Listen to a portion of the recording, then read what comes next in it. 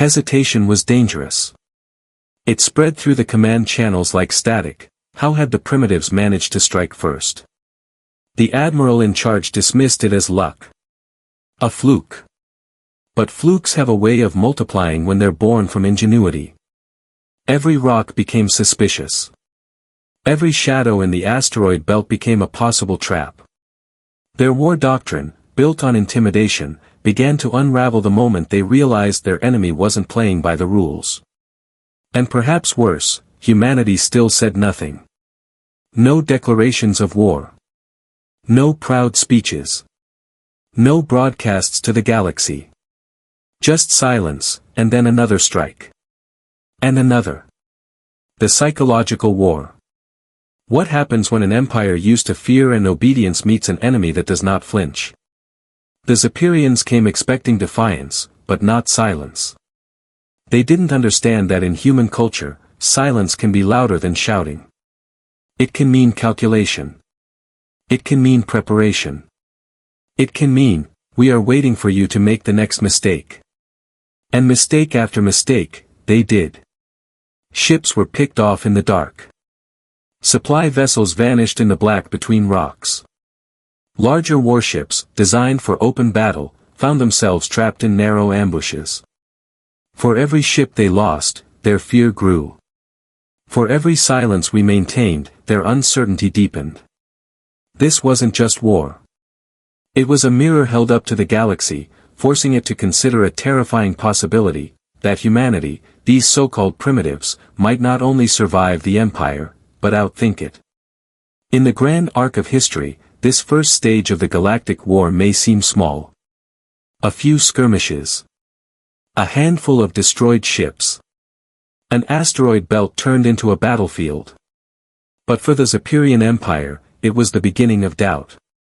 And for humanity, it was the beginning of something far greater, a philosophy of survival that would echo across the stars. This was not about Earth fighting for scraps of freedom. This was about teaching the galaxy to see differently. Silence, patience, and ingenuity, those were humanity's first weapons. And the galaxy had only just begun to tremble. Of it looked like resistance. But there's a truth about humanity that science fiction philosophy often wrestles with: we make battlefields out of places others overlook. The asteroid belt, to the Zaperians, it was just a region of rocks, raw material to be mined, or obstacles to be avoided. To us, it was cover. Terrain.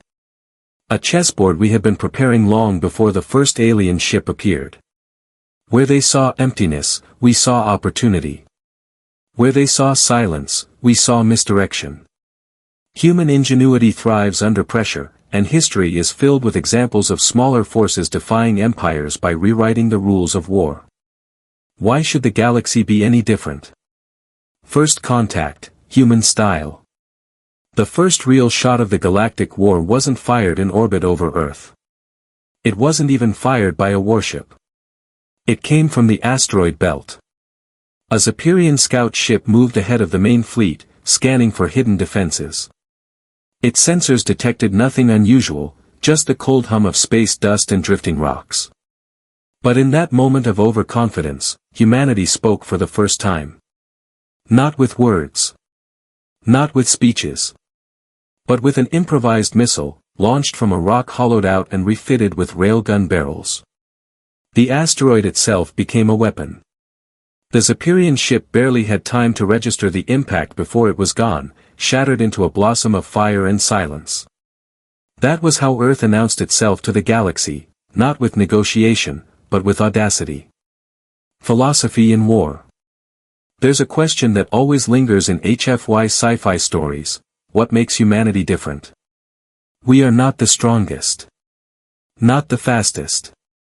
Not the most technologically advanced. The galaxy is filled with species that surpass us in raw ability. But what we carry, what defines us, is a strange mixture of stubbornness and imagination. Where the Zaperians saw only linear solutions, we saw paradoxes. Where they trusted overwhelming firepower, we trusted the creativity of the underdog. It's a kind of philosophy, a belief that survival is not about brute force, but about turning limitations into weapons. The same mindset that took us from caves to stars now turned rocks into artillery and silence into strategy. The first skirmish in the asteroid belt was more than a military exchange. It was the galaxy's first lesson in human thinking. The Empire begins to waver. When the scout ship vanished, the Zaperian fleet hesitated. For an empire that prided itself on absolute control, they came for Earth, but humanity waited in silence. The Zaperian Empire had ruled the stars for longer than any human calendar could comfortably measure. Their fleet spread like iron shadows across the spiral arms of the galaxy, bringing order, conquest, and compliance. To them, war was a solved equation. Whoever had the largest ships, the strongest weapons, and the strictest hierarchy would win. That was how it had always been. That was how it was supposed to be. But then, they encountered us. Humanity. At first, they thought of Earth as little more than another quiet colony world, a planet rich with oceans, metals, and an oddly stubborn population. Nothing the Empire hadn't subdued before. A minor annoyance. A future footnote in their history books. Yet, what the Zaperians failed to understand was that humanity had been watching them too. For decades, our scientists, soldiers, and philosophers had debated in silence. What would happen when first contact wasn't friendly? What would happen when the galaxy finally noticed Earth? This is not a story about humans begging for survival. This is an HFY Sci-Fi story, Humanity versus Aliens, a galactic war that began not with fire, but with silence. The quiet before the war. The Zaperians arrived in force, an armada of warships threading carefully into our solar system.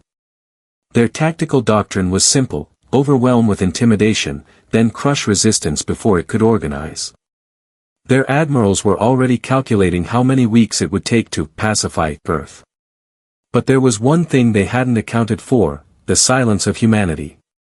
We didn't broadcast pleas. We didn't surrender. We didn't send negotiators to grovel at the feet of alien emperors. Instead, Earth went dark. Civilian transmissions ceased. Commercial satellites went mute. Military chatter fell into encrypted silence. To the Zaperians, it must have seemed like humanity had vanished into a void of radio quiet. But in truth, the opposite was happening. Across Earth, governments and civilians alike had agreed, consciously or instinctively, that this first encounter was not about words. It was about survival. And survival, for humanity, has always meant patience. The Zaperian miscalculation. The fleet that entered our system believed they were the hunters.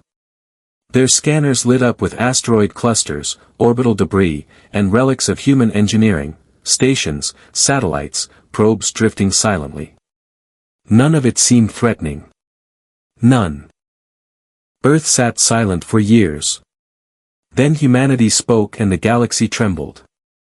The asteroid belt had already become infamous in Zaperian war reports. An empire accustomed to swift victories now found itself bleeding, not from grand battles, but from pinpricks of ingenuity. Scout ships vanished. Supply routes collapsed. Flagships limped away scarred by weapons that should not have existed. Yet, even as months turned into years, the strangest detail wasn't the losses. It was the silence. Humanity said nothing. No broadcast to claim victory. No propaganda to rally allies. No plea to the galaxy for recognition. Just silence. It unsettled the Zaperians in a way no weapon could. The language of silence. In most galactic conflicts, words came first. Empires declared wars with pompous speeches. Rebellions shouted their grievances into the void. Even pirates sent demands before striking. Words framed action. Words established dominance. But humanity refused. Their silence was not emptiness. It was presence. It was the unspoken suggestion that we don't need to explain ourselves to you. This was a new kind of psychological war. Every destroyed ship became a sentence in a language the Zaperians couldn't understand. Every missing patrol was punctuation in a story being told without sound. The admirals debated endlessly, was humanity hiding allies? Were they answering to another, more powerful force? Or were they simply insane, waging war without the courtesy of words? But while they argued, humanity kept building, turning rocks into ghosts. To the Zaperian fleet, the asteroid belt soon became haunted. Rocks that drifted harmlessly for millennia now bristled with hidden railguns. Dust clouds concealed mines that could shred the hull of a warship in seconds. Even derelict satellites, relics of humanity's early space age, were repurposed into traps. The Empire had long dismissed human engineering as primitive, but primitive tools wielded with imagination became nightmares. One Zaperian captain reported chasing what appeared to be a damaged freighter, only to discover it was a hollowed-out decoy filled with explosives. Another ship fired upon a cluster of harmless drones, wasting precious ammunition, only to be struck from behind by a railgun hidden in shadow. Every mistake became a lesson humanity forced upon them. Every hesitation deepened the cracks in their discipline. This wasn't war by Empire's standards. This was something else entirely, survival. Philosophy made manifest. Human ingenuity as a weapon. There's a phrase often whispered in human history, asymmetry is the equalizer. Against larger armies, we built guerrilla strategies. Against superior weapons, we invented tactics that redefined the battlefield. Against extinction, we adapted faster than predators could chase. And now, in this HFY Sci-Fi story of humanity versus aliens, asymmetry had become the center of the galactic war. The Zaperians expected honor, formation, and decisive battles. Humanity gave them chaos, traps, and silence. To the Empire, this was dishonorable. To humanity, it was survival. And survival has no rules. The Empire's growing fear. Years passed, and the Empire's grip on the solar system grew weaker. The Admiralty tried everything, overwhelming force, blockades, infiltration attempts, even propaganda broadcasts urging humans to surrender. No response. The silence drove them to paranoia. Was humanity even still alive in meaningful numbers?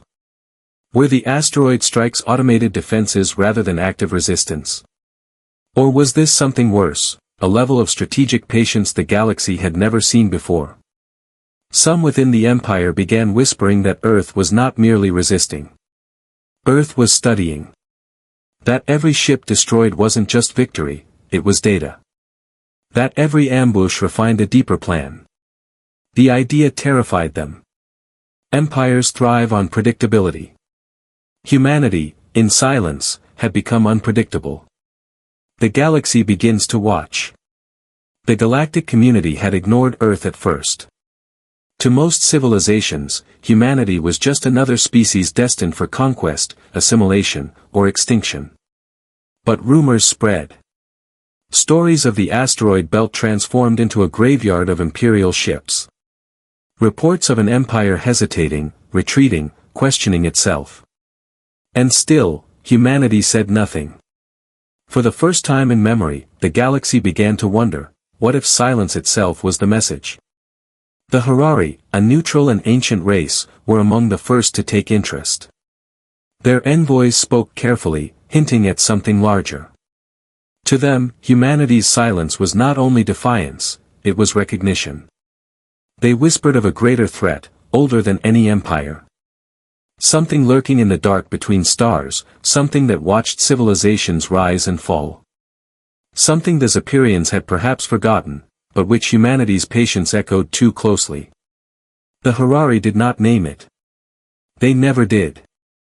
But their warning seeded doubt.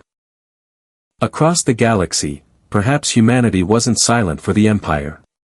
Perhaps humanity was silent for whatever came next. Philosophy of the underdog. There's a philosophy embedded in humanity's resistance, one that philosophers, writers, and dreamers had long explored even before the stars opened to us. That survival is not about strength. Not about dominance, but about the willingness to imagine differently. In silence, Earth revealed its truest character, a species that does not accept the terms of its enemies. A species that waits, adapts, and rewrites the battlefield until the impossible becomes inevitable. To the Zaperians, this was infuriating. To the galaxy, it was terrifying.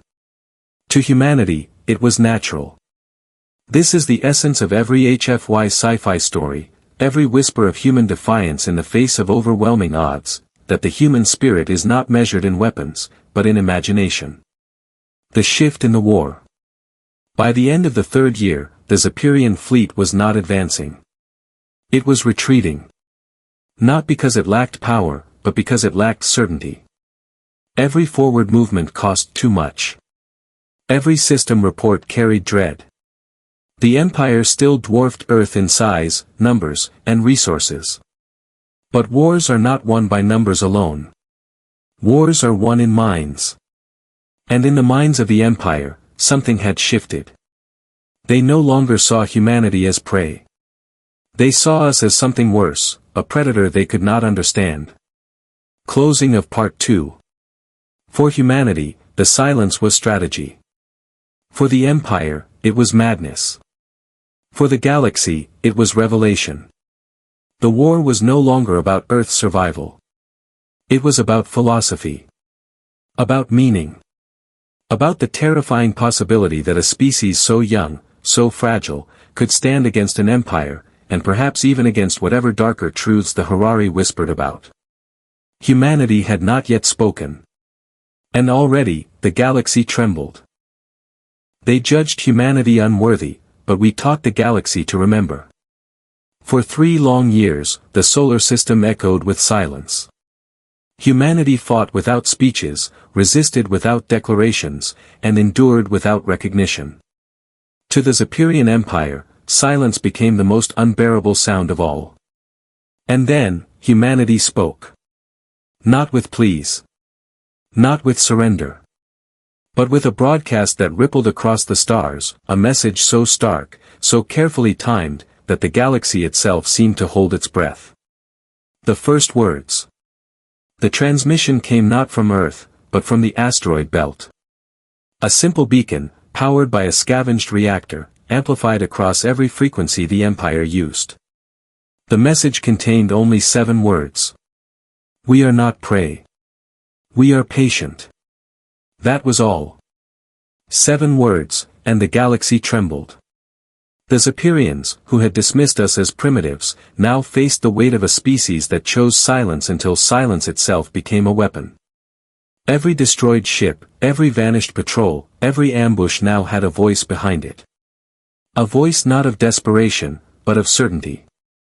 Humanity had declared not only survival, but identity. Shockwaves through the galaxy. Civilizations across the galaxy replayed those 7 words endlessly.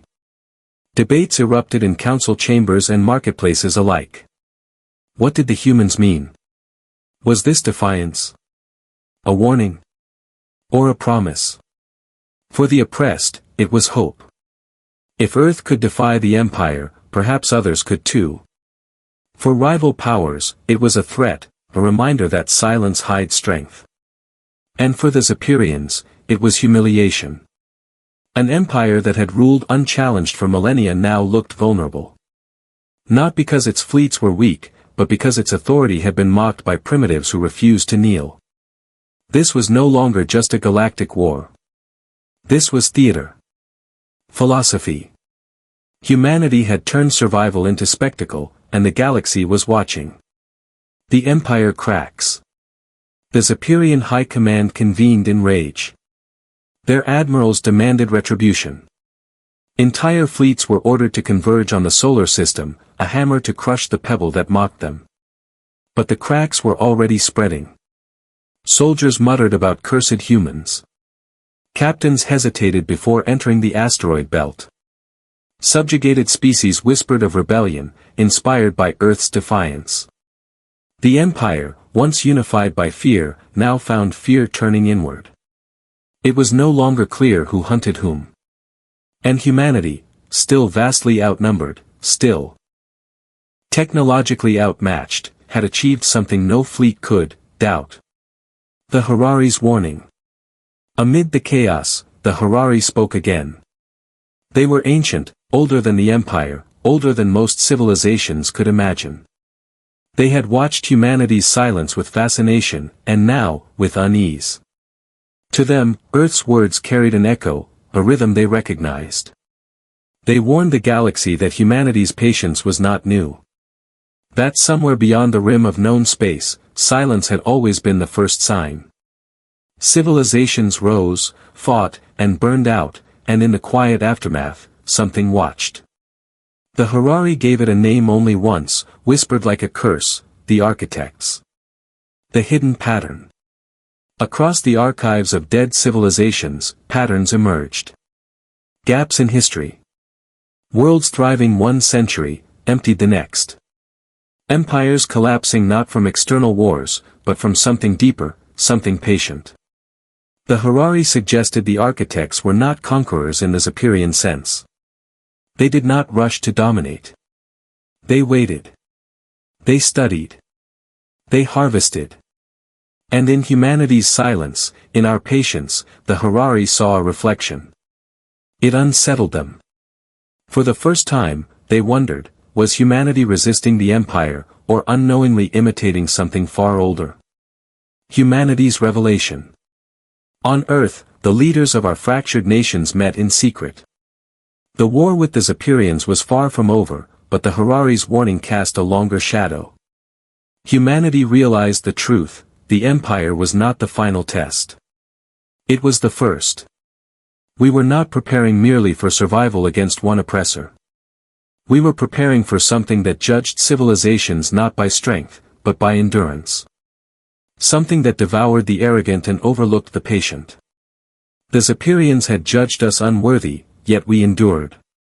Perhaps the architects, too, would come to judge.